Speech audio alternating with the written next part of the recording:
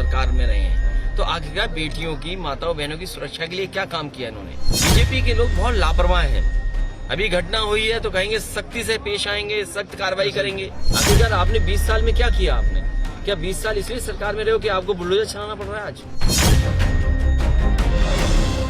उत्तर प्रदेश के पूर्व मुख्यमंत्री और सपा मुखिया अखिलेश यादव अब मध्य प्रदेश की राजनीति में अपनी जगह बनाने की कोशिशों में लग गए हैं। पहले 20% महिलाओं को टिकट देने का दाव और उसके बाद लगातार सरकार की आलोचना।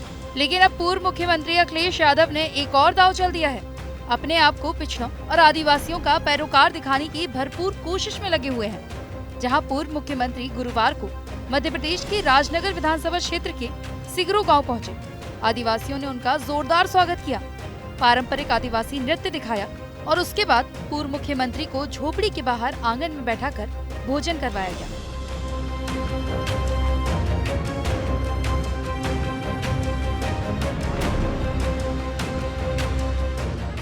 आदिवासियों की तरफ से की गई आवभगत की अखिलेश यादव ने खूब तारीफ की। इस दौरान उन्होंने शिवराज सरकार पर जमकर हमला बोला। झोपड़ी के बाहर जमीन पर बैठकर पत्तल में अखिलेश यादव ने खाना खाया। इस दौरान उनके साथ पार्टी के कार्यकर्ता और आदिवासी परिवार के सदस्य भी मौजूद रहे।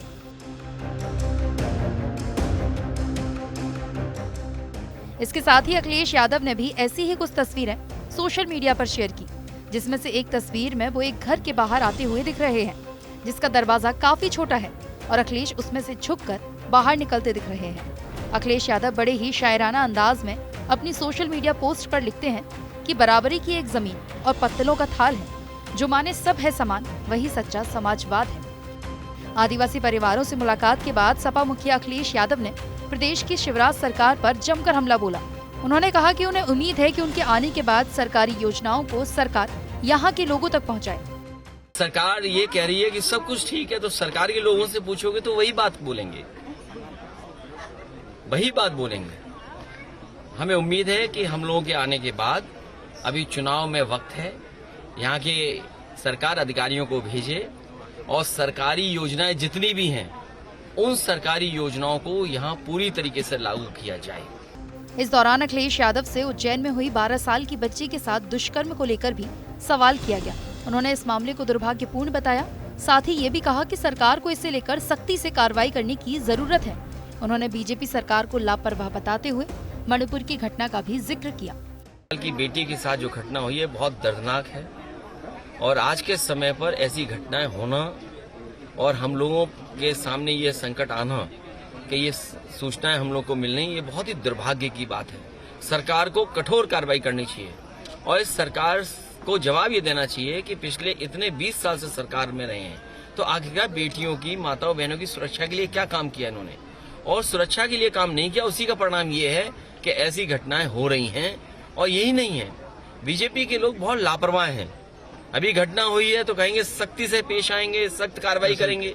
आप देखिए मणिपुर में क्या हुआ था, माताएं बहनों को उनके वस्त्र उतार करके उन्हें पैदल घुमा दिया था। उत्तर प्रदेश में हाल क्या है, राजस्थान, मध्य प्रदेश और उत्तर प्रदेश में सबसे ज्यादा आंकड़े ये बताते हैं कि महिलाएं असुरक्षित हैं। अखिलेश यादव ने बीजेपी सरकार की पहचान बन चुके बुलडोजर को तानाशाही का प्रतीक बताया। उन्होंने कहा कि 20 साल की सरकार के बाद बुलडोजर चलाना पड़ रहा है, ऐसी नौबत आई ही क्यों? नहीं, बुलडोजर चलाना चाहिए, यहाँ चलाते क्यों नहीं है जिस दोषी ने किया है। लेकिन बुलडोजर की भाषा, बुलडोजर बिहार, बुलडोजर ये कानून में नहीं आता है, ये तानाशाही का प्रतीक है। आपके पास कानून है, फोर्स है, पुलिस है, वो क्या कर रही है? आपकी इंटेलिजेंस क्या कर रही है? आखिरकार आपने 20 साल में क्या किया? आपने क्या 20 साल इसलिए सरकार में रहे हो कि आपको बुलडोजर चलाना पड़ रहा है आज? अखिलेश यादव ने बीजेपी की लाडली बहना योजना पर भी सवाल उठाए और कहा कि ये भाजपा लालच देकर लोगों से वोट लेना चाहती है, लेकिन आदिवासियों की ओर कोई ध्यान नहीं देती।